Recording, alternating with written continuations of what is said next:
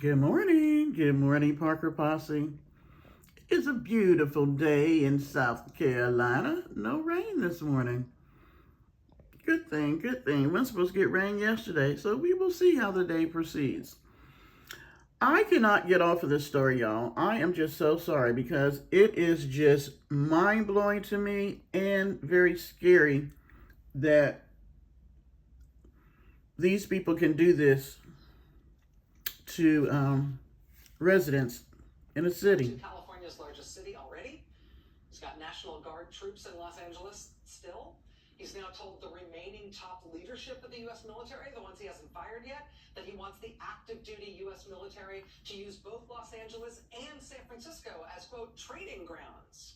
He wants what he described as a war within the United States. A war volume, the United States. Volume 11.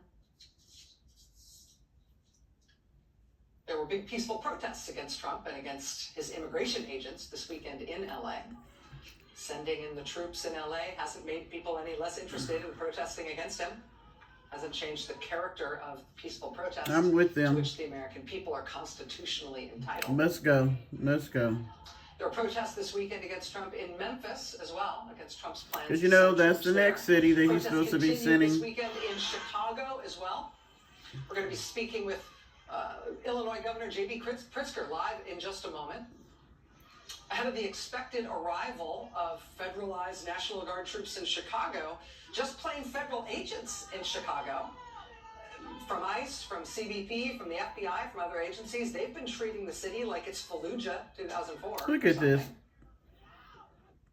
This is from the Chicago Sun-Times. Quote, armed federal agents in military fatigues busted down their doors overnight, pulling men, women, and children from their apartments in Chicago, some of them naked. Residents and witnesses said agents approached or entered nearly every apartment in this five-story building. 5 stories. Citizens were among those detained for hours. The next day, toys, shoes, and food were still in piles in the building's hallways. Property managers were seen throwing mattresses and broken doors into dumpsters. Neighbors said federal agents used flashbang grenades to burst through the building, and several drones and helicopters were deployed. One woman who lives across the street said it looked like hundreds of agents were outside her door. She said she saw agents dragging residents, including kids, out of the building without any clothes on. Put them in a fucking U-Haul. U-Haul vans. Children. This is from the Associated Press. Agents used unmarked trucks. There ain't no windows in there. To surround this 5-story apartment building in Chicago. News Nation, which was invited to observe the operation, which I'm surprised, agents, quote, repelled from Black Hawk helicopters. I guess it made agents news, then went door to door, woke up residents, and used zip ties to restrain them. Again, keep in mind, this is before the military gets there. And this is what I want y'all to think about. They'll come in the middle of the night. I mean, literally, if you see the video that they did, them kicking in the doors, literally ramming down doors. Now, you know these are heavy metal doors because people got, it's the city, so you're trying to make sure your place is secure, nobody breaks in. Knocking it down. So mind you, after they take everybody in the freaking building downtown, which takes how long to process 5 stories of people, plus find their children, who's to say who has come in the building and just pretty much ramshacked or destroyed what the people have or just stole it? I mean, how many of us may have money laying around?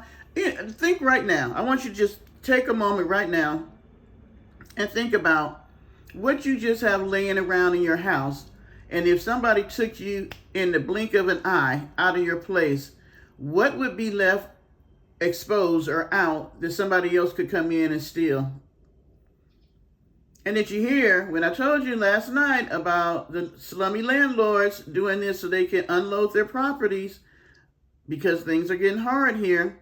Did you hear the landlords? They weren't trying to make sure any of those doors could be used again, probably couldn't, but they were throwing away doors and mattresses. Why would you be throwing away mattresses? So now things are already hard enough. You're already living in a place that's probably costing too much for the upkeep of it. So you get woke up in the middle of the night. Your door gets thrown, crashed in. Your house is left open and exposed. Your children are put in the back of a fucking U-Haul van. You're taken down to the police station for absolutely no reason. You come back home, even if they managed to secure the building enough where nobody came in and stole your stuff, who's to say your neighbors didn't when they came back? And how are you supposed to secure your place after they done fucking knocked down the door or crashed in the window?